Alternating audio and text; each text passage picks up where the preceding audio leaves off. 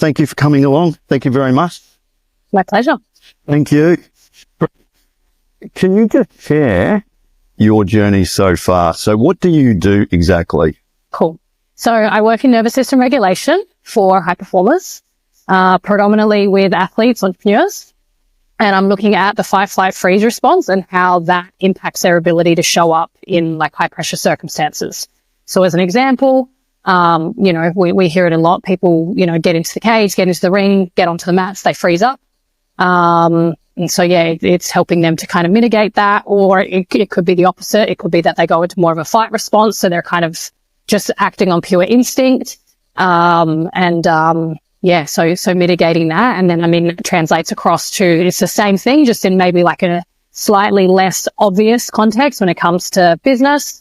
It's interesting. I think the human brain is amazing. And, what actually happens inside the brain? So when a fighter is obviously the night before a fight, they're nervous, they're anxious.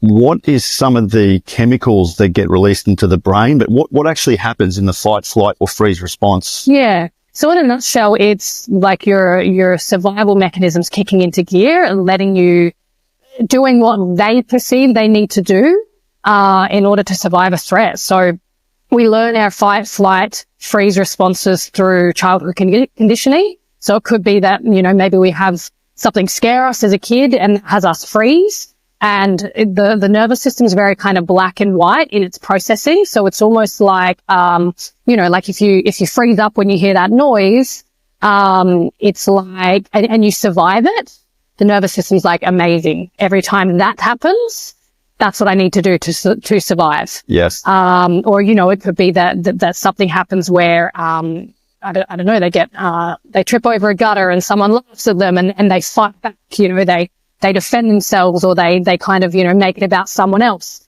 They survive that. Amazing. That's how we need to react to stimulus like that moving forward.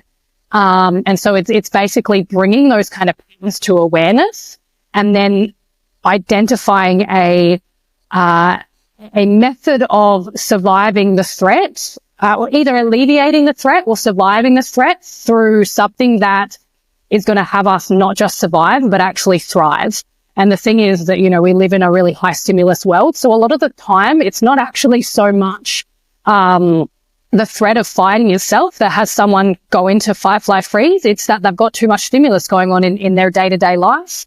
Or it could be that they've had an argument with their partner the night before and things are like a bit shaky there, and that's having them fall into, this fight, flight, freeze. It could be that the attention's overwhelming for them, and so they're freezing up because of the attention.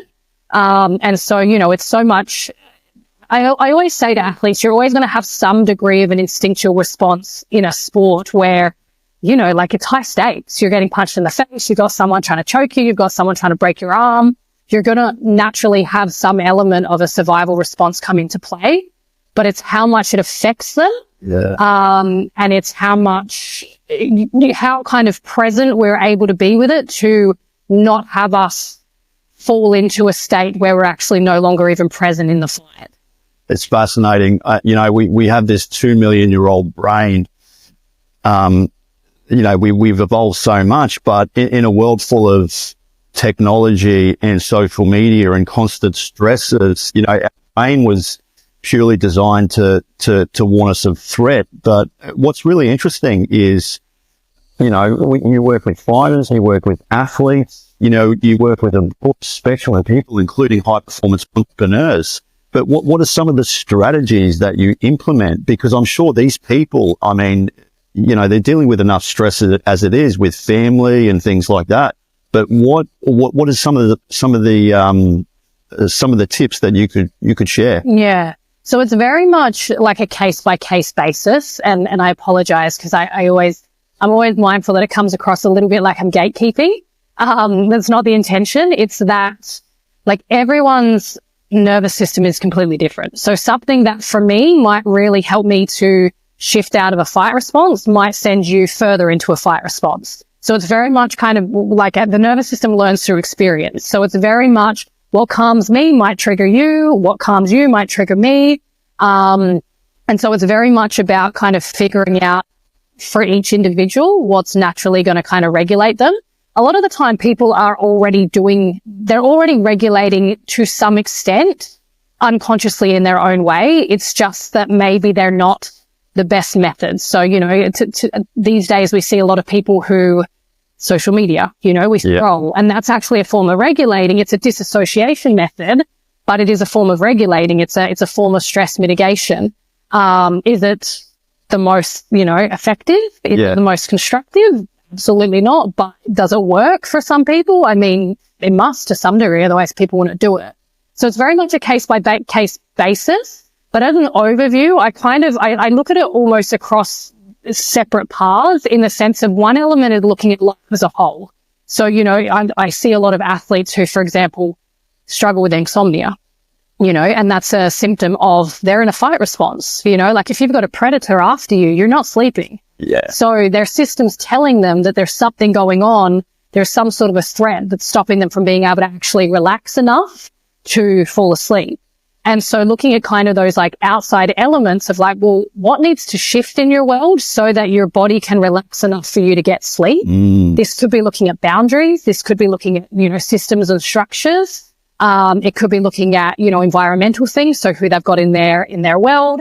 If they're watching too much news or, like some of these more kind of like basic day-to-day things, but it's also largely looking at, and I'm always hesitant to use this word because I think it kind of comes with a lot attached to it, but it can be looking at past traumas. Yes. It's that thing of like for me, I'll share as an example for myself. Like I had I would say traumatic experience when I was younger, where I was attacked by a group of girls. And I know that that's something that sometimes comes up for me in jiu-jitsu. When it comes to training with girls specifically, sometimes I have this kind of like internal trigger, this internal kind of survival mechanism come up where I start to freeze up.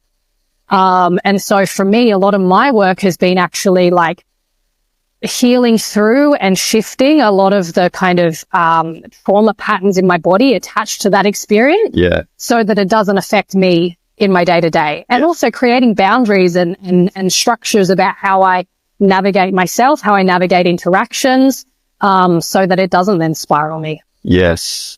I was chatting to my mate a while ago, and he mentioned that the reason why people smoke, yes, it's addictive, but in a sense it regulates your breathing because you're taking smaller breaths. Like when we breathe, and that's why they say, there's been numerous studies on the benefits of nasal breathing as opposed to mouth breathing, because nasal breathing tends to regulate your breathing patterns, doesn't it? Yeah. Yeah. And he was saying that smokers will go outside because they're stressed and work-related issues, and they'll have a cigarette, but that actually calms them down because their breathing has changed. Yeah. It's interesting. But how does past trauma influence a person's ability to regulate their emotions and also in a sense of performance in sport? Like, how does that influence their whole, career or whatever they do? Yeah. So it's almost like past associations, it's that same kind of, I'm trying to do a really phenomenal analogy here. Okay, I'll use myself as the example, right? So as I mentioned, like I had a rather traumatic experience when I was young around a group of women.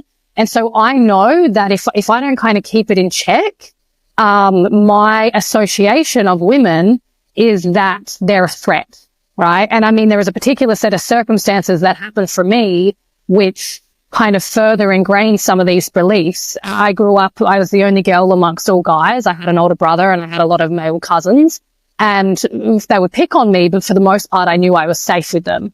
So when it comes to stepping onto the mats, whether it be in competition or whether it be in training, I feel a lot safer training with guys because my childhood association is that, yeah, these guys might beat me up, but they're safe. Yeah. Whereas when it comes to training with women, it's like these girls might go easy on me, or they might beat me up, but they're not safe. Yeah. They're ultimately out to get me, which is kind of the wounded childhood narrative that I know can play out if I'm not really on top of it. So a lot of the work for me has been like shifting that perception, shifting some of the emotions attached to that, so that experience or that perception is no longer kind of like the rose-colored glasses that I see women through.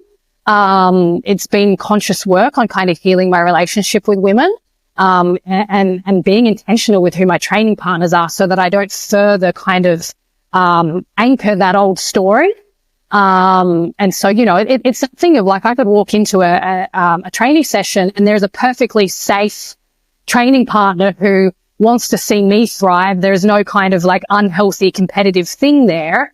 But if I'm looking at it through the lens of trauma, then I'm immediately already in this state of like, I need to be tense. I need to be on guard. She's not safe because I'm looking at it through this old lens, And so that's a lot of what tends to happen, where it's like maybe someone's had, an experience where the limelight's been on them. They've been put in the limelight, and as a result, they've lost their job, or their girlfriend's gone mad at them, or, like it could be a myriad of things. They've lost money as a result of, these series of events. And so it kind of triggers off this mechanism of like, it's not safe for me to do well in the limelight, therefore I freeze up. And so as I said earlier, like a lot of the time it's actually so much less about the fight itself, because we train for that. We know how to fight. We know, we do that day in, day out. But it's all of the things that come attached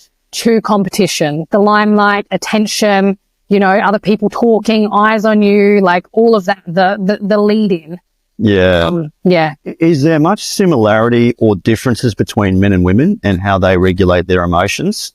Because I mean, men process their emotions differently to women, but working with the people that you've worked with, what are some of the similarities and differences? That's a great question. At its core, they're the same responses. Yes. It's still fight, flight, freeze. I think women tend to be a little bit more like appeasing. So more of the kind of people pleaser, sort of, like we'll just smooth it over. Yeah. And this is probably less relevant to competition itself. More relevant to kind of business context or relationship context.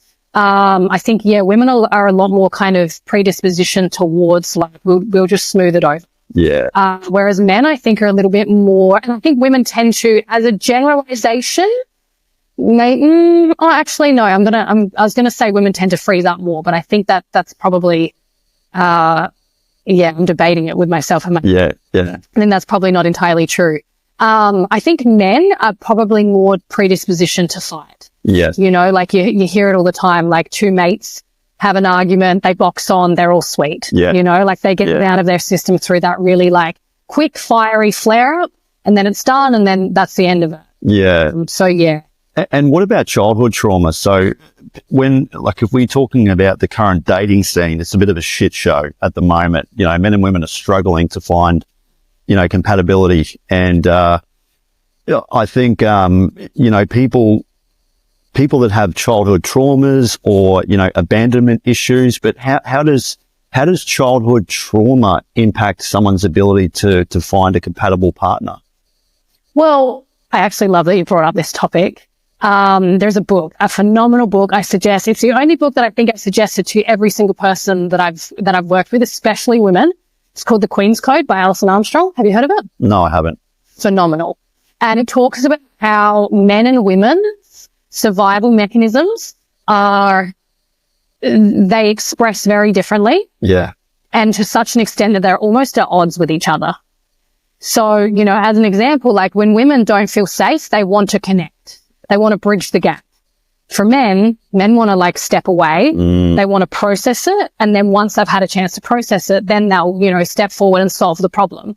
And so for women, it's kind of that thing of like, if we're not aware of what's going on, we see men as if they step away, he's avoidant.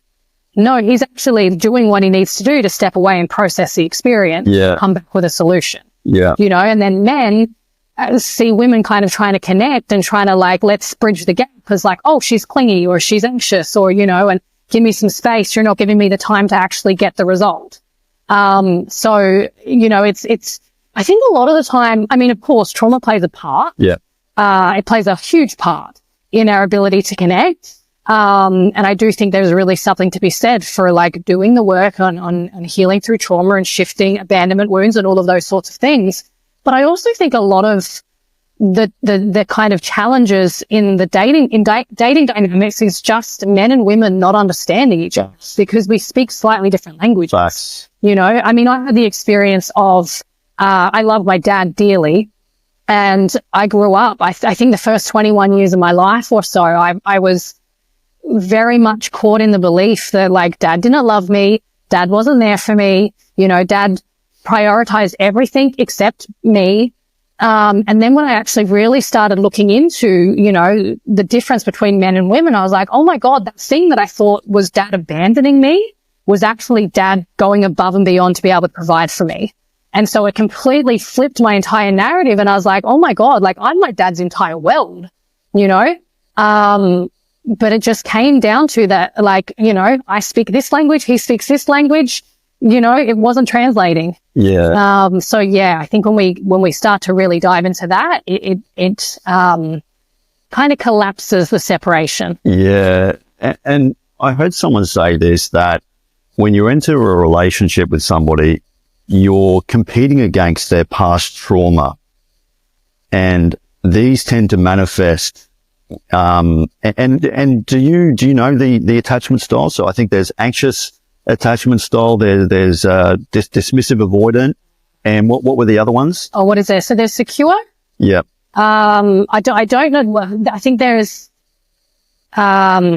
I know them as secure, anxious, avoidant. I know there's like dismissive, avoidant. I don't quite go deep as that, but yeah. The kind of core is a secure, anxious, avoidant. Yes. And some people can be a little bit of both, can't they? They can have anxious attachment and avoidant. But how do you reconcile that? Like, how does somebody heal their childhood trauma? Like, what are some of the processes that they should be doing? Can I just backtrack for a moment? So with the anxious and the avoidant, it's really interesting because I spent like a significant period of time really digging into this in my own world. Because as I said, I had this whole kind of narrative about who my dad was. And when I really started to dig into it, I was like, oh, the opposite is actually true. What I started to realize is that anxious and avoidant attachment are ultimately the same thing. Yes. Right? So you think of someone who's avoidant, it's usually because they're navigating really deep emotions that they don't know how to deal with. And so they're internally anxious, they're externally avoidant, right? So their behavior is, we'll just do whatever we need to do to distract from that and to not have to face it. Yep. Versus someone who's anxious, they're trying to get all of their connection through external sources, right? But they're actually avoiding connecting with themselves. Right. So the anxious is avoidant, the avoidant is anxious. They're slightly different external expressions. Isn't that fucking interesting? Yeah. Wow. Yeah. Interesting. Yep. So I mean, I can sort of reflect on my past relationships, but I think in general, do you think we would have a much better success rate in our romantic relationships if everyone started to work on their own past trauma and childhood traumas? Totally. Yeah. Yeah. It's interesting. So is it a long road? So for someone to actually have the relationship or the relationship that they want, you know, I mean, I'm sure it would just be an ongoing process. Yeah. But it's a long road. Is it a lifelong duration that they have to do this? Yeah. Well, I mean, my perspective on trauma is that trauma, like it leaves a mark, right? And it's one of them things where it's, no matter how much work we do on a trauma, the mark's always going to be there. But it's the difference between, is it a mark that we run away from and a mark that controls us in the sense of, you know, I'm a victim. This is something that happened to me. You know, here's all the reasons why I can't because this thing happened. Or is it the thing that actually like becomes an inspiration, you know? Like I have traumas in my life. I mean, I look at my example with my experience with women when I was young, you know, getting bashed by a group of girls. There was a time where I was like, this is a thing that happened to me because of this. I can't do this, you know, because of this, you know, like I was a victim. And now I see it as like, oh my God, I'm so grateful that happened because it literally set me up on the path for what I'm here to do. Yeah. And so it's kind of, like, it is very much a process of peeling back the layers. I do sometimes think that people get so caught up in trying to heal their traumas that they miss out on life. Yes. Because it's like, well, you're here trying to fix the thing that's broken. You're actually missing out on putting all of your focus on the thing that you actually want. You know, so it's like, it's kind of a paradox, because I do encourage people to really take time to look at their trauma. And at the same time, it's like, don't put all your focus there. You know, it's kind of like, because it's so easy to get caught in just like the next thing. And there's always something to work on. And so, you know, it's just being mindful though that, like, as humans, we're meaning making machines. And so it's that same situation of like, you know, if I had the perception that dad didn't love me as a kid, then I'm going to go out and I'm going to see all men through that lens of like, I need to prove myself to him. I need to win his love. He's going to leave me if I'm not good enough. And, you know, like it's a matter of shifting the initial perception, but also being really aware that, like, just because we interpret something in a particular way doesn't mean that's the case. That's exactly right. You know? Yeah. And 9 times out of 10, the way someone treats us, it's not personal. You know, it's something that they're moving through. And so there's really like an element of detachment required, in the sense of like I see every interaction as like data collection. You know, like if you were to say something to me that pissed me off, I would, you know, not to say I wouldn't get triggered, but I would kind of go, oh, interesting. Okay. I'm going to have that there as data. Yeah. I'm not going to make it mean anything. I'm not going to make it mean that you're a dick. I'm not going to make it mean that, you know, this, that, or the other. It's just information, and it becomes a thing that is a consistent thing. Okay. Now it's a pattern. Doesn't mean anything about me. Probably not. It means more about where you're at. Yeah. Right. So there's there needs to be that element of detachment. Yes. Yeah. And I always say that if someone has a problem with you, generally it's a reflection on them. Yeah. You know, they're battling wounds that we don't know about. Yeah, that's interesting. So what would you say are some of the common misconceptions about the way the nervous system runs, or that people just really don't have an understanding of? Ooh, the big one is that, and I actually did a post about this earlier, or it was last night. Think that there's such a almost like pedestaling of the fight response, you know, and that freeze is like almost vilified. And so, you know, I think it's, I talk about fight, flight, freeze. There's something that I don't talk about publicly quite so much, and that is your safety state, otherwise known as your ventral vagus state. And that is when you're feeling relaxed, you're feeling social, you're feeling confident, you're in your power, you're not feeling, you know, there's no sense of threat. It's like your safe space. And that's where I encourage athletes, entrepreneurs to operate from predominantly.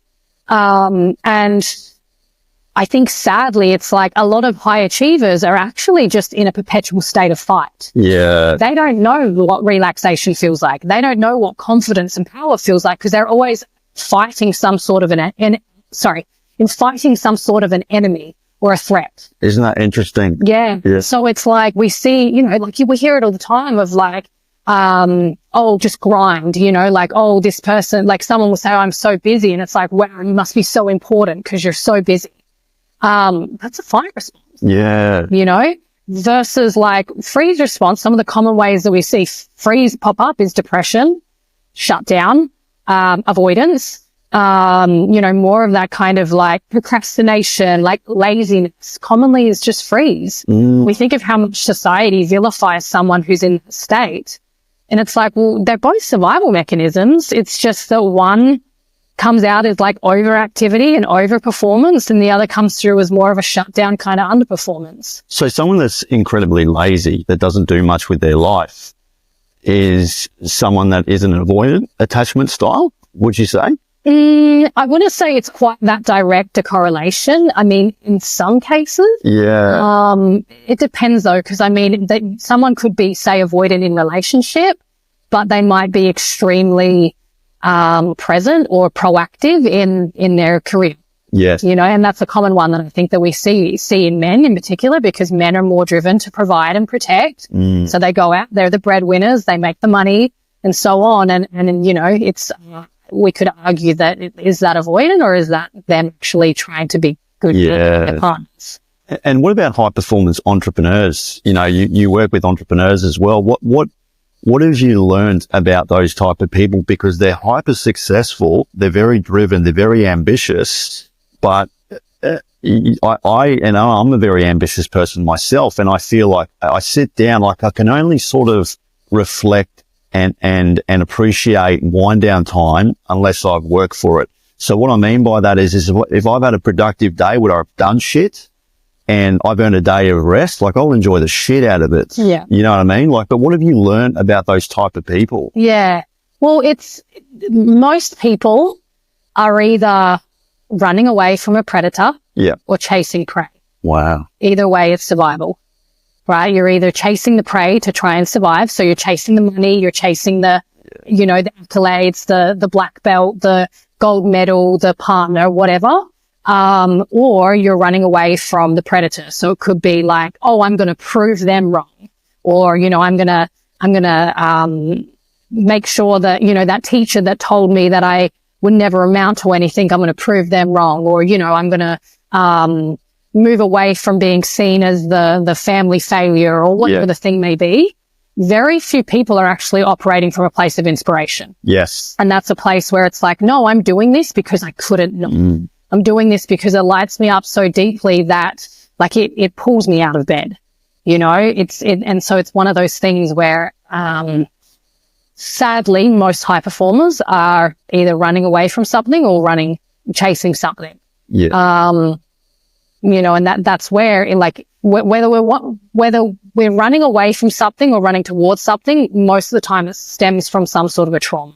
Yeah. Right. And so that's where I do think it is important to really like work on your traumas, like have an awareness around them so that you can start to identify a higher vision beyond pain and pleasure, and almost where pain and pleasure kind of connect, you know, so you're willing to navigate both challenge and support in pursuit of this higher vision. Yes. Yeah. Yeah. So you work with MMA fighters, you work with entrepreneurs. What about children? Do you work with children? Yeah, as often. Yeah. Just because it's a little bit, I love the science side of things. I love the nuance. Yeah. So it can be a little bit more difficult to, wrap what I say up into a package that, you know, kids can understand. But yeah, I've worked with quite a few kids and teens over the years. Yeah. Is it true that at the age of, I think it's like 4, the way that they portray themselves in everyday living, it's kind of set at 4 years old?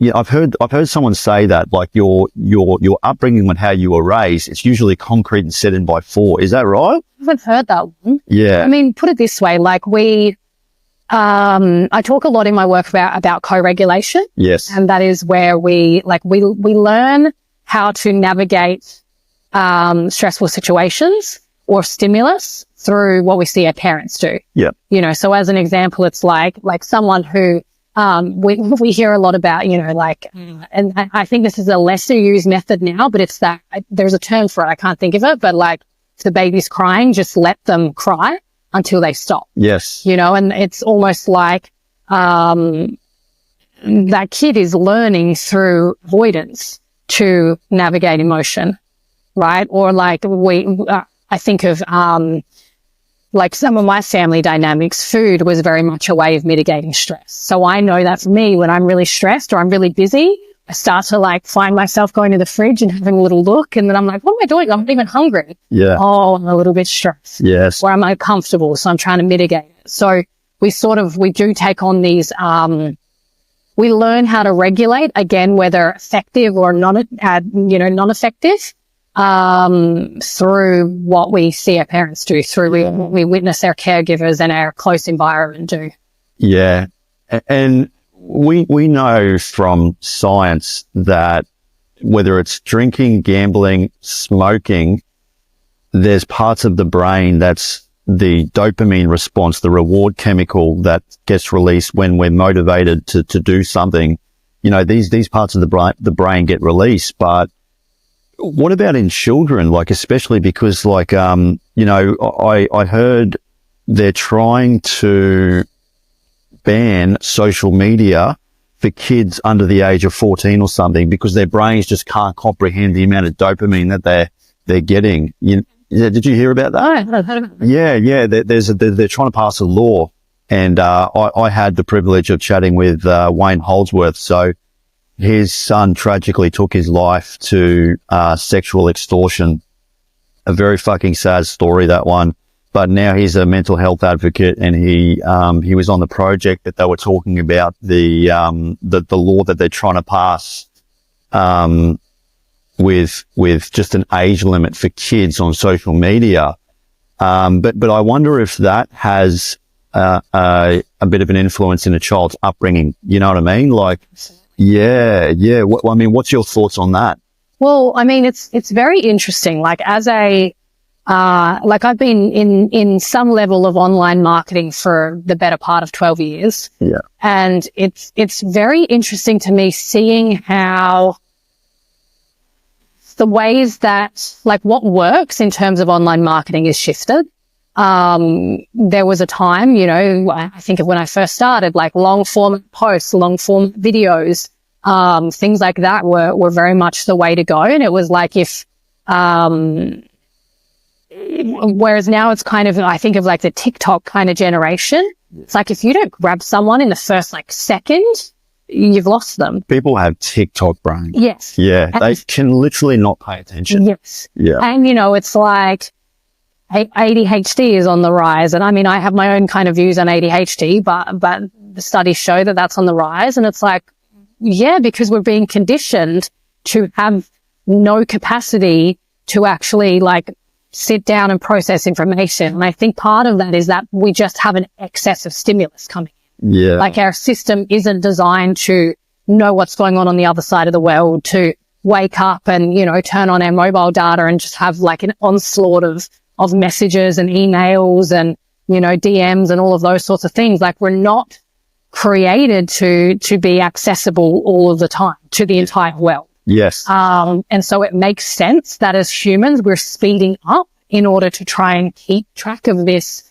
this rising stimulus. And our nervous systems are very slow to evolve. So we're still kind of, operating on these sit in a cave and eat berries with your tribe kind of nervous system, while we've got this onslaught of stimulus coming in all the time. So, I mean, I think there's pros and cons to that, banning kids from social media. I think that it's great in the sense of developmentally, but then I think of, well, if it's the age limit is, they have to be 14, what happens when they turn 15? Yes. They haven't been conditioned to actually manage this level of stimulus. Yeah. They download Instagram, all of a sudden, bam, there it all is. Yeah. It's like from going 0 to 100. Yeah. And talking back on, dopamine and the reward chemical, it's the same chemical that gets released in your brain when you drink, when you gamble, and when you smoke. In other words, it's fucking highly, highly addictive. And it's what's really interesting is, in China, I heard this, that apparently their TikTok algorithm is completely different to the West. So, in the West, you'll have people being jackasses and dancing and all this sort of stuff. But in China, they have more educational algorithms, engineering, science, mathematics, physics, all this kind of stuff, which is really interesting. But yeah, is ADHD on the rise, do you think, because of the constant influx of messages and data? Like, even kids can't even pay attention. Like, kids especially, they can't pay attention. They're having a very difficult time. Like, tell a kid in school to sit down, shut up and listen for 8 hours of the day. It's hard work. Yeah.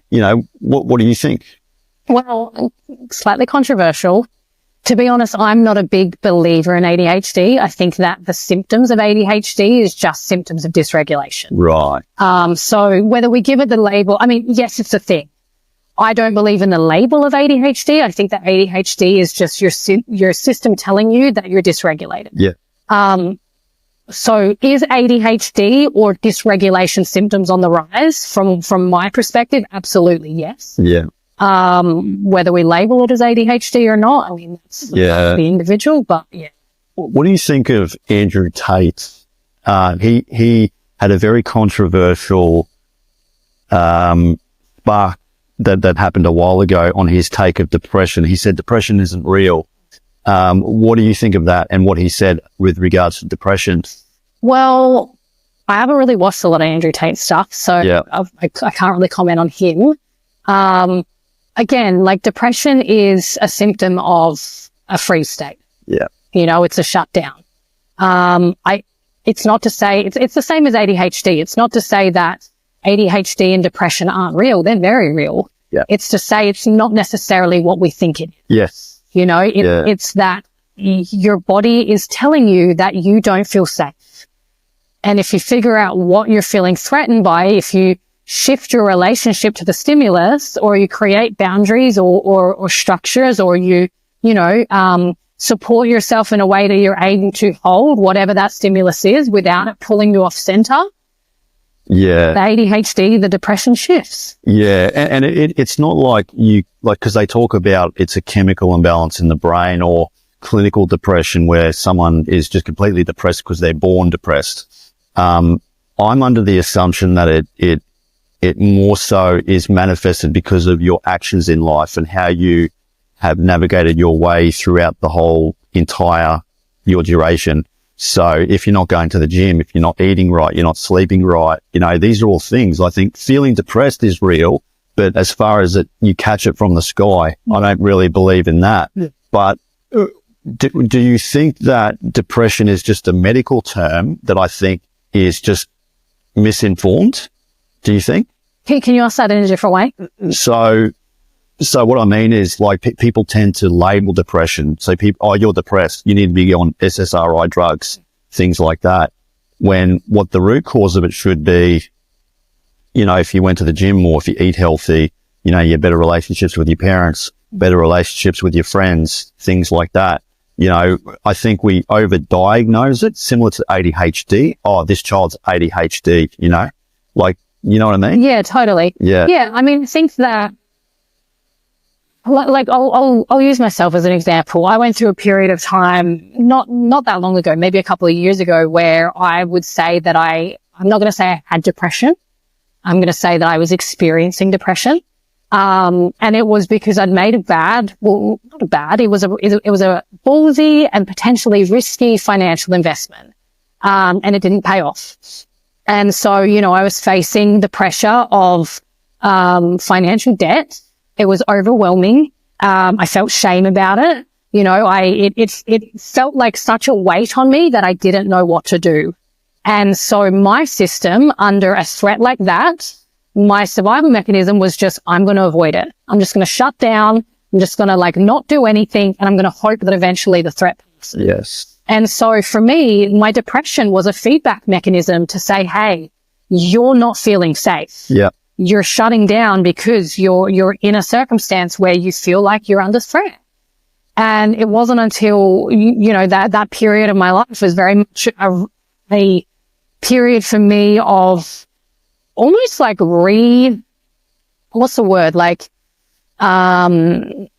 shifting the way I related to myself, shifting the way I related to success, shifting the way that I interpreted, what made me valuable, what made me worthy, what made me enough, so that it wasn't so attached to business and financial success. Yeah. And once I went through that, then the depression started to shift because it was no longer a matter of I'm running away from the predator, trying to prove to people that I'm enough, that I'm valuable, that I'm worthy, and all of these things. And it was like, no, I got to a point where it was like, oh no, this is just a thing that happened to me. Or a thing that I experienced. It doesn't mean that I'm dumb or shitty or unworthy or unlovable or any of that. It's just I made a move and it didn't pay off. Yeah. So I don't know if that answers the question. No, it does. Yeah. It does. Yeah. So what are some of the ways people can regulate their nervous system? With the whole ice bath thing. Have you done an ice bath before? Mm. I've done a few. But it's a sense of focusing on your breath, but what are some ways that people can regulate their nervous system, and even mindfulness? Can you talk a bit about that? Yeah, totally. Well, I mean, ice bath, works for some. Yeah. Again, for others, like for me, I'm not an advocate for ice bath. I think, especially for women. Really? Like women at certain times of the month, True. like your body's already trying to do a whole bunch of other things. You go and chuck yourself in cold water, your natural response is, oh my God, I'm under threat. You could argue, I mean, I do believe that ice baths build your capacity to deal with threat, but you need to be mindful about when you're choosing to build your capacity. I think that, you know, I see so many female athletes who are every morning straight in the ice bath. I'm like, oh my God, your poor reproductive system. So yeah, I mean, in terms of regulation practices, like working with, and I'm not really an advocate for breath work for similar reasons. I think there's a one size fits all narrative that's harmful. It's not to say I'm against breath work in general. I just think there needs to be a lot more nuance. But I do think like breath control is a really powerful way of regulating. As an overview, I think of like your freeze response is a lack of energy. Your fight and flight response is an excess of energy. Yeah. So you want to think of your exhalation, you're getting rid of energy, you're letting go. And longer breaths, longer exhalation? Generally, yeah. Yeah. Yeah. So your exhalation is you're releasing energy. So if you've got an excess of energy, aka you're in fight or flight, you want to focus on letting it go. If you're in a freeze response, there's a lack of energy. So you want to think of adding energy. So you're focusing more on your inhalation. So that's like a general kind of regulation kind of breathing practice. Again, though, keeping in mind, it works for me, for you, it might further. What else? I mean, again, it's very nuanced. Something as simple as like, for me, one of my favorite go-tos when I'm in freeze is just having a warm shower. Yeah. You know, I find the cold kind of leans me more towards dysregulation. Yeah. I'm more comfortable being too warm than I am, you know, too cool. Yeah. So like a warm shower is enough to just add a bit of energy to my system. In terms of like fight or flight, again, it's an excess of energy. You want to think of trying to discharge energy. So something as simple as like just shaking it out can be really powerful. But it really is very much like a case by case, you know, situation when it comes to regulation. The actor, Tom Cruise, he's a remarkable individual, you know, with what he can do with his body and the stunts that he does for his movies is incredible. But I heard somewhere that he can hold his breath for over 6 minutes, and he did that for a movie. But, you know, they were talking about the breath work and you know, the things that he was doing. But the human body and what it's capable of being able to actually do phenomenal things. And you work with fighters, and I'm wondering, how does a fighter prepare to step up on, you know, if they've got a pretty hectic fight ahead? Like I'd be very interested to hear about what you do for fighters, especially because it's the hardest part about fighting is the nervousness the night before, you know, and then leading up to the fight. But how do you sort of work with those type of people? What do you do with those type of people? You're going to hate me. Very much case by case. Like it's, as an example, like I was chatting with a guy while I did a tour in New Zealand recently, and I was chatting with a 3rd degree black belt over there, and he's American. So he's competed like in the big leagues amongst some jiu-jitsu. Yeah. Amongst some really massive names. And he was telling me that, you know, like he's chilled as a cucumber until the moment when he sees who's in his bracket. And then it's like, there's a name. And that's a person that I'm now fighting. Yeah. You know? Whereas for others, like I've got friends who are like, they're on smooth comp and they're like refreshing every hour to see who's been added to their bracket, you know? And for me, I mean, I'm much the same as the guy that I mentioned. Like I intentionally will stay completely clear of smooth comp for as long as possible, because I don't want to see that I'm facing real humans. I can't think of anything worse. I can't think of anything more dysregulating than logging into smooth comp every day and saying, oh, there's another person in my division. Her name's blah, blah, blah, blah, blah. She trains at blah, blah, blah, blah, blah. You know, because then it makes it more real for me. Yeah. So for me, I know that my best practice when it comes to, competing is just to steer clear steer clear of actually looking at any of that stuff. For other people, they want to know, they want the details, right? You know, and that's a little bit further out from comp. For other people, you know, if we come more into like the comp itself, I'm what I would call a gatherer when it comes to getting results in competition. Yeah. So my focus is, I work better when my focus is more diffused. So I'm focusing on many things at once. And so, you know, if I get too locked in, it throws me. Yeah. So I say to my friends, I'm like, hey, like, come warm up with me, come have a laugh. I don't use my headphones. I'm like, have a conversation with me, like chat with me, like we're just kicking it on a Saturday.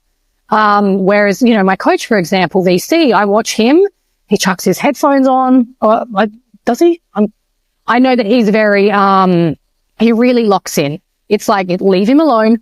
Don't talk to him. He's like, he picks his person to warm up with. He, you know, goes off in the corner, warms up with them, drills some things, works up a little bit of a sweat. I can't think of anything worse than his way of doing it. Like, that's going to throw me off like nothing else.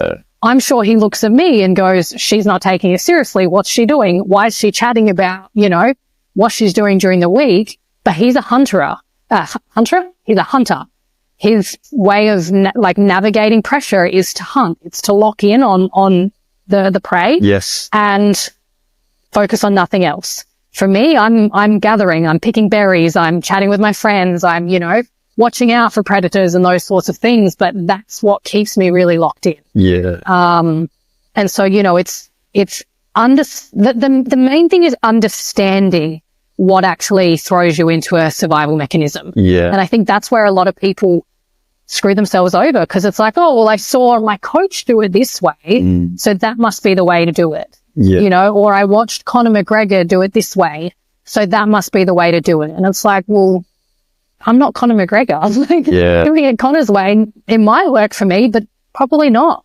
Yeah. So it's really like identifying what has you feel the pressure in an unhealthy way, what has you feel the pressure in a way that kind of anchors you in, what has you feel powerful, what has you feel relaxed, what has you feel confident, what your ideal state is when you compete. For me, I know that I'm my most dangerous when I'm relaxed. When I'm relaxed and when I'm having fun, I'm a weapon. Yeah. The second I get a little bit tense, no good. Yeah. And so, you know, case by case. It's interesting. Like performance can do being nervous can do wonders for you, but you don't want to get over nervous. Yes. And I work a lot with police, correction, security, and people in obviously stressful situations, especially with my expertise in martial arts. And one of the things that can happen in a self-defense situation is you freeze, you know, and being able to manage your emotions under a stressful situation like that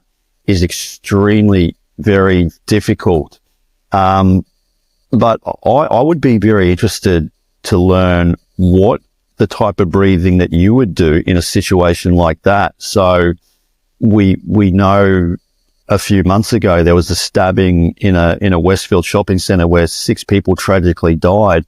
And in a situation like that, you're thinking, fuck, I've got to get out of here. But at the same time, you know, you do, people, when they panic, you know, they tend to do things that they wouldn't normally do. But as far as a stressful situation like that, what would be the style of breathing that you would do? Depends on my response. Like if I freeze, then I'm focusing on inhalation. I mean, to be honest, like it's in a situation like that, most people aren't going to be sitting there going, I need to regulate, you know, unless they're going to be freaking fun. Yeah, exactly. They're just going to be in complete overdrive. And so I mean, don't get me wrong. We can, like I have the pleasure of working with a lot of first responders, emergency services, defense forces who are in these situations, but they're training day in, day out for these situations.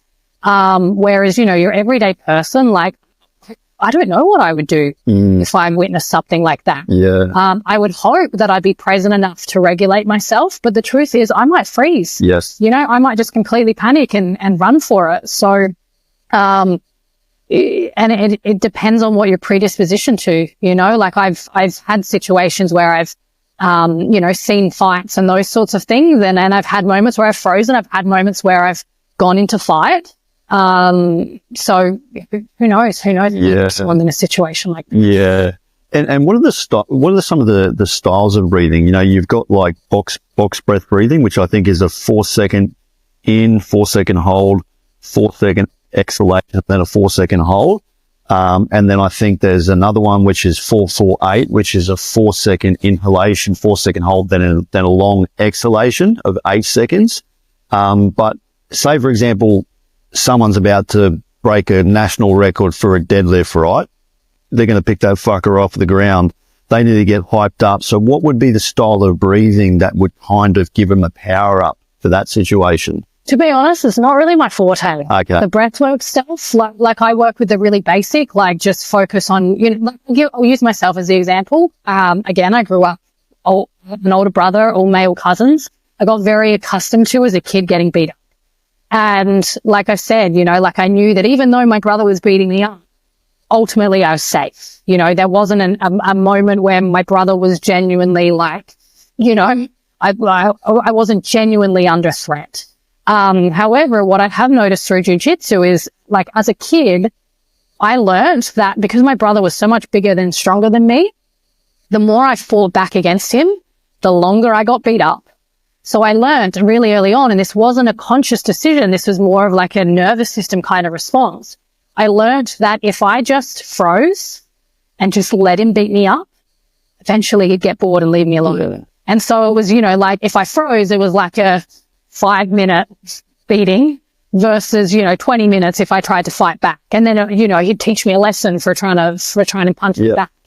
And so I noticed at jiu-jitsu, and it doesn't happen too often anymore, but in the beginning, if I was up against, say, a guy who was a lot bigger than me, a lot stronger than me, and a lot more skilled than me, I would notice myself start to lean towards freeze. Yeah. And it wasn't until I rolled with Dave Capper. I don't know if you're familiar with Dave Capper, but I had a roll with him, and he's black belt. He's a giant, former rugby player, I think. Wow. So just a monster. Yeah. And, phenomenally skilled athlete.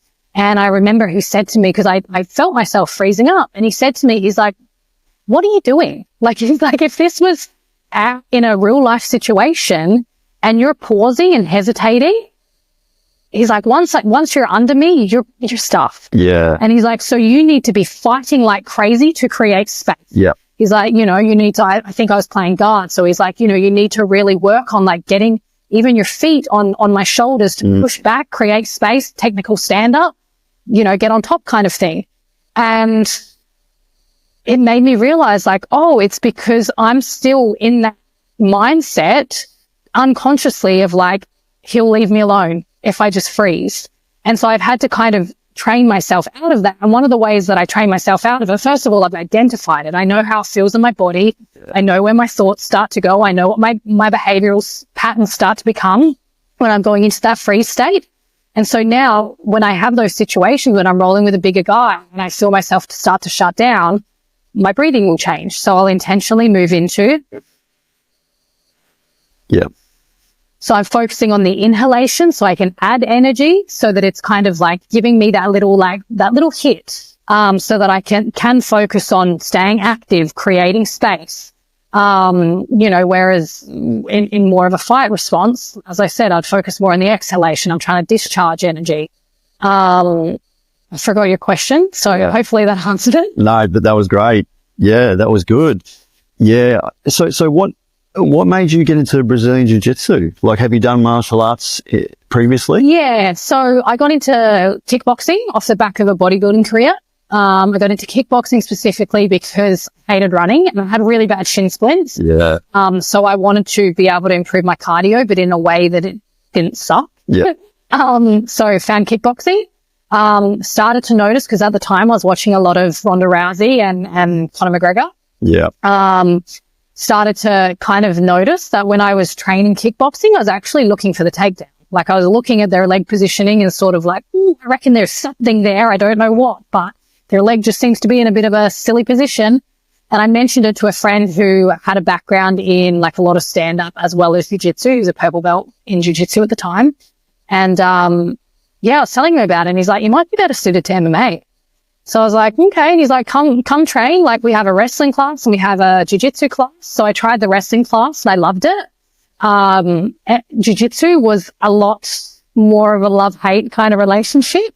Yeah. So that was what initially got me into it. And then I took, as I mentioned to you before we hit record, I took time off. And then it was actually that I went on a date, that didn't go very well. And the guy started stalking me for a period of time. Yeah.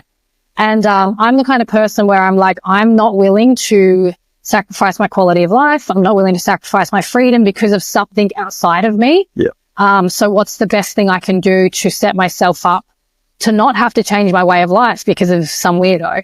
And so I was like, well, jiu-jitsu is the thing. So yeah, I started training and this time fell in love with it. Well and truly, it wasn't that same love-hate relationship that I had the first time around, and stuck with it. It's an amazing art, Brie. You know, I say this all the time. It's exactly like the Bruce Lee movie where you see the little guy beat the big guy. It's the only martial art on the planet where strength and size doesn't matter. Like, I'm sure you remember your first introduction. I remember my first introduction, and I've been fighting since I was 6. And I've done all sorts of martial arts. And I had a little bit of grappling experience, but I remember my first introduction and I got fucked up. I got my ass handed to me by a girl. She strangled the fuck out of me. She'd probably only be about maybe 50 something kilos. She was a high level blue belt at the time. And back when I started, like a blue belt was like, you know, Jesus walking on water. You know what I mean? Like, it's pretty incredible to see a blue belt and it's high level. And I was rolling with her. And, you know, obviously I pinned her down, but then I felt her scooching around to get my back and I'm trying to hold her and she scooched around getting my back. I'm thinking, oh, fuck, this doesn't look good at all. And I'm tired. Like, don't forget, like, I'm trying my best and I'm getting tired and she scoops around on my back. She gets my back, both hooks in with a seatbelt grip, and it was gi, obviously had the gi on as well. And I've never rolled in a gi before, and she fucking strangled the shit out of me. And a light bulb moment went off, and I'm thinking, I went home that day, and I was driving home, I was thinking, I was so depressed. I was like, I thought I had a bit of an edge, and I'm like, I've got so much to learn. Hey, what was your introduction like? How? So as in the first time? Yeah, talk about both. The first time around was, to be honest, so I did the wrestling class and I really loved that. And it's so funny now because now wrestling's a lot scarier to me than jiu-jitsu, but I think I didn't understand it enough to realize that wrestling's actually like pretty full on. Yeah. But I really loved it. And I mean, back then I was young. I think I was, you know, early 20s kind of thing. And so I, very much still had that just quick kind of natural athleticism. And so I loved it because I felt like even though I knew nothing, I felt like I was good at it because I was quick. And so I really loved wrestling. And then I remember sticking around for the jiu-jitsu class and I went with a female friend, and she was like, no, thank you. And so her kind of not wanting to do it put me off doing it. So I watched, and I remember just being very like, oh, this is a lot. I went back the next week and my friend talked me into, you know, sticking around and actually doing the jiu-jitsu class. I was very much just your classic, like I grew up fighting my brother, you know, so I was very much just your classic spazzy, gnarly.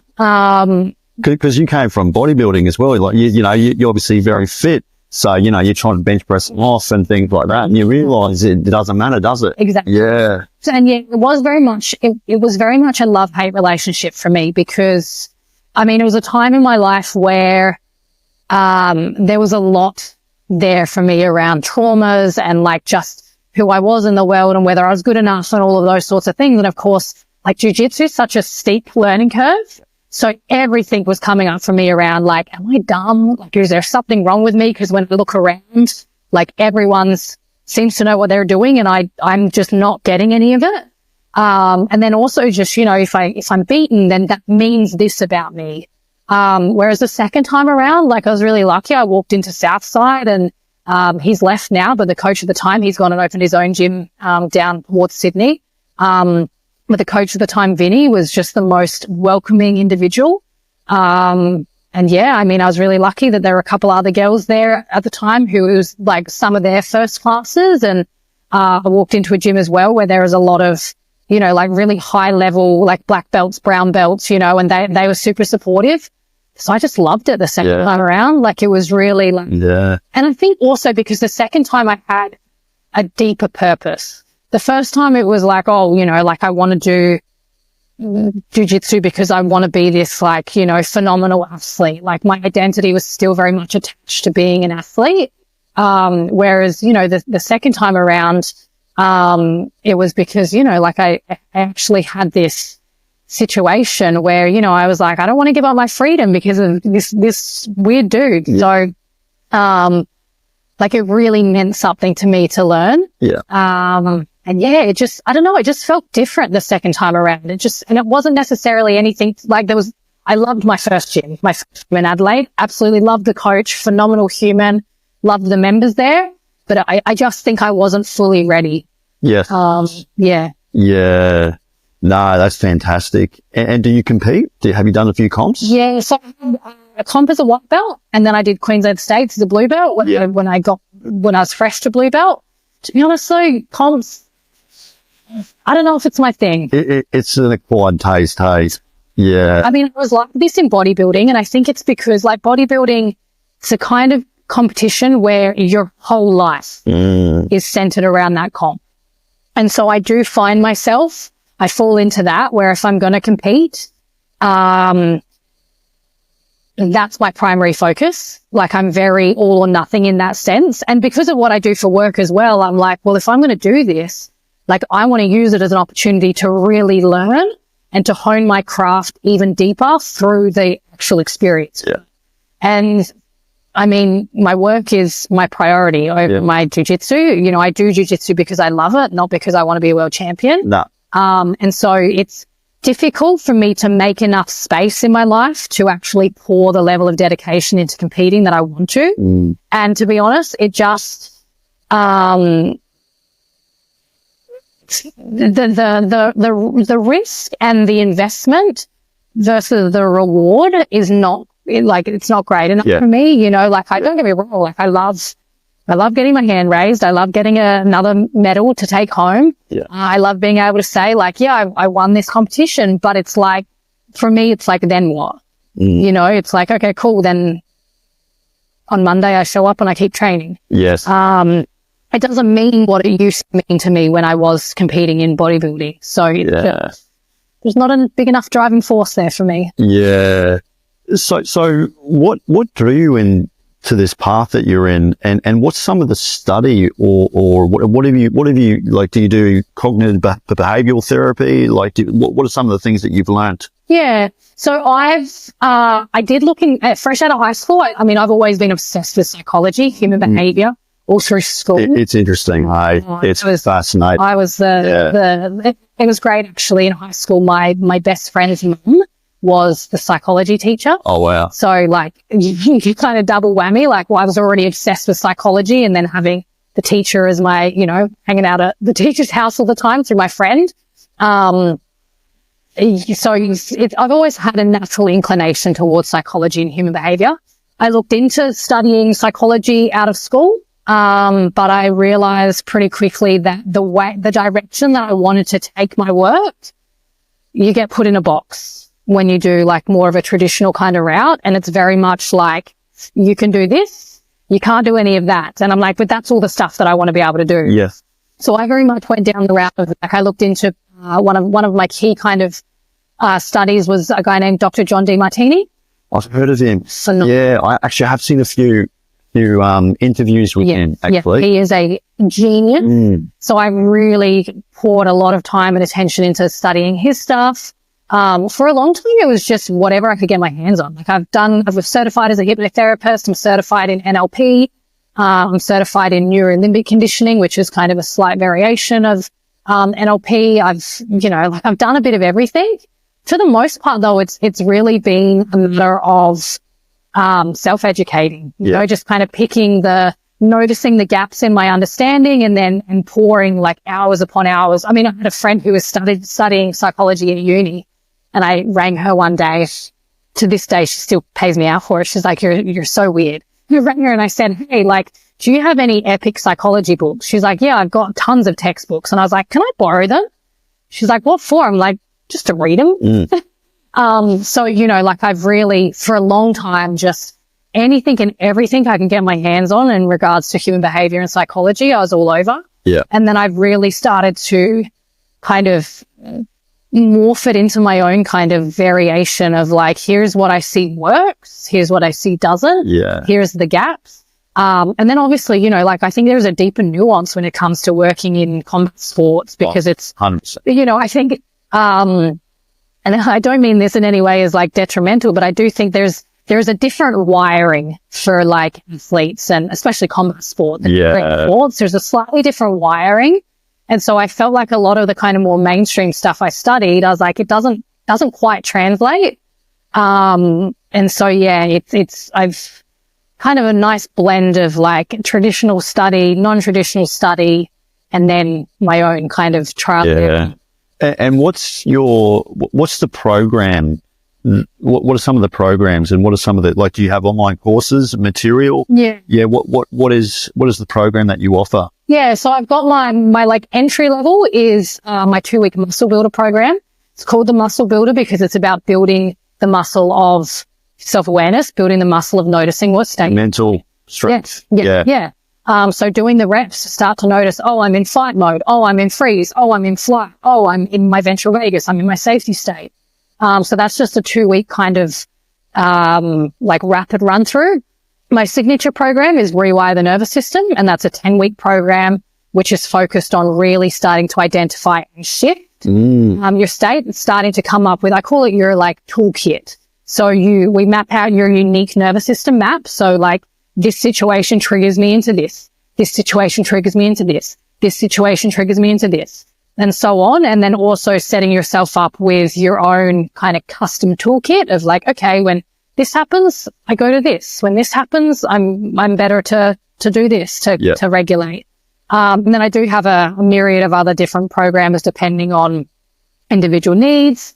I sometimes work with entire fight teams. I sometimes work with the coaches and help them build out more of the like team development element, and the coaching development. And then, I also do work one-on-one. Yeah. One-on-one. Yeah. And what are some of the things that you've learned along the way? So some of the lessons that I think people can take away from this is, and I look at fitness, not just in nutrition and exercise and sleep, but also breathing as well. Breathing has a huge influence. I think it's probably the most important. You know, I think sleep is the foundation that both nutrition and exercise sit on, but I think underneath that is breath work. But what are some of the things that you can sort of share that people can adopt, or the habits that they can do each day, whether it be, should they meditate in the morning, at night, or, you know, should they be deep breathing throughout the day, of the course of the day, or what are some of the things they should be doing? I would say the main one is learning to actually like check in with what state you're in.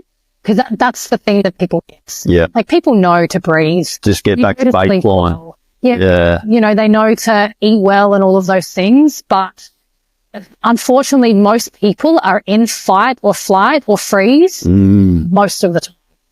And so until we actually catch on, like, oh, shit, I'm like heavy in a fight response most of the time, we don't know to shift it. Yes. So it's, you know, like I have some clients at the moment who of his own accord, he was like, I've set an alarm for every 2 hours. When the alarm goes off, I check in. Like how am I feeling? Like what sensations am I noticing in my body? Like what's my posture doing? What's my thought process doing? How am I feeling about myself and the world around me and the people around me? Oh, I'm in fight. Okay. That's the 3rd time today that I've, you know, had this random check-in and I'm in fight. This is now a pattern. Yeah. You know, so really building that awareness. What else? That would be the main one, to be honest. I know it's almost like I always feel like I'm cheating by giving an answer. But that's a broad question. Yeah. Interesting. And do you meditate yourself? Like, are you a big meditator? I want to say I'm a big meditator, but I definitely do incorporate it. Yeah. Yeah. We were talking about the human body and what it can do. Like, I remember hearing of a story of a Shaolin Kung Fu monk. He didn't go under any anesthesia for a surgical procedure, and he was able to just harness the power of his mind and his breath work, which is fucking incredible. Like, we're pretty amazing on what we can do. And I think this shit should be implemented in schools. Oh, I agree. Like, it's taken me this long to learn more about myself and what sets me off, how to regulate my emotions, my attachment styles, and all this sort of stuff. This stuff should be implemented in schools. What do you reckon? Oh, 100%. Yeah. Yeah. I mean, it's kind of like the chicken and the egg kind of analogy. Like, kids learn how to regulate or don't learn how to regulate based on their parents' skill set.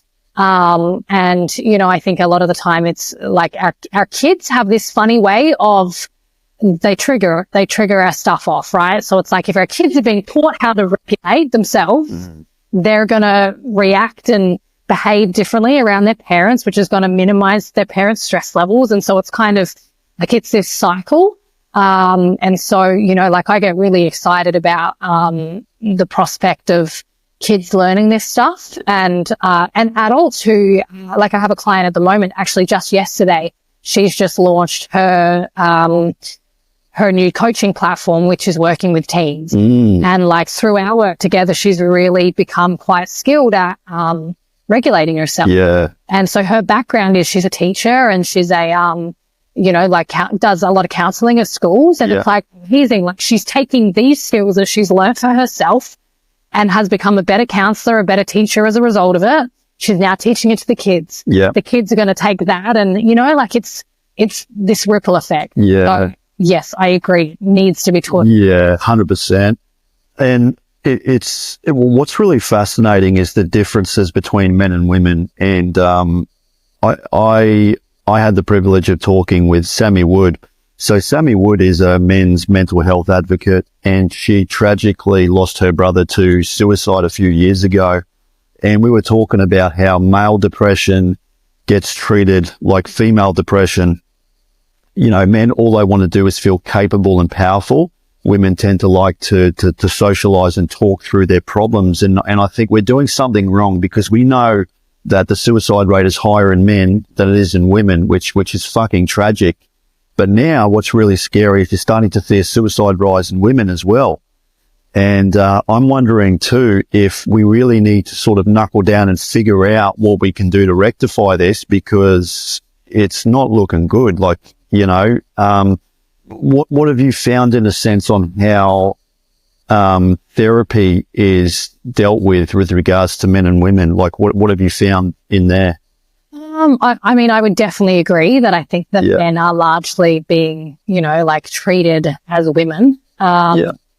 It's this kind of interesting thing, and bear with me here because I'm kind of processing this as I speak it out loud, so I don't know where we'll end up here. But it's like we live in a largely like a world that's largely created for men, right? Like, a lot of the major studies and so on are done for men. The medical system is set up predominantly for men. Yeah. But yet there's kind of this like paradox in that, I see a lot of the, more of the, I guess what you'd more traditionally call like your emotional kind of those worlds, therapy, those sorts of things are heavily for women. Yes. And I have this conversation a lot actually with my female clients, where they come to me and they say, and this is kind of a slight detour. They come to me and they say, like, I want a man who does the work. Like, he's in therapy and he's doing all of those sorts of things. But I think for the most part, therapy is disempowering men. Yeah. Men, like, women doing the work on themselves, processing trauma, all of those sorts of things looks very different from men doing. Yes. For men, a lot of the time it is something like, like having a project to work on, having a purpose, having a, like an incredible friend of mine, he lost his brother sadly to a car accident a few years ago. And I remember his way of dealing with it was he created all these really cool little projects. So like, he bought a really old car and he invested a number of years into restoring it. And that for him was his way of navigating it, because it gave him purpose. It gave him something to put his, again, we think of the hunter-gatherer kind of analogy. It gave him something to lock in on, to hunt. Yeah. And I think, unfortunately, it's not to say that like men speaking about their feelings and those sorts of things isn't valid. It absolutely is. But I think that needs to be navigated in a slightly different way. Yeah. Because we're masculinizing women. We're feminizing men. We are. Yeah. 100%. Yeah, we definitely are. And I think this is the thing that's happening right now this is where it gets all fucked up, is men start acting like women and women start acting like men. And I think there is a divide between the sexes when we should be working together as a team. And that's what we need to do. Yeah. But Bri, it's been fantastic talking to you. I mean, I could chat to you for hours. But where can people find you? Yeah, so Instagram, just under Briana Bowley, Briana with one N, so Briana, Bowley, Bowley. Same on Facebook. I think I'm across YouTube. Yeah. Any social media. And people can go to your website too, yeah? So for courses and one-on-ones with you? Yeah, so www.brianabowley.com. I have a training library, so you can jump in. There's a list of all my free content. There's a list of my like low entry point, paid content, and then more of my, longer term kind of 10-week and beyond programs there. Fantastic, Bri. Thank you very much.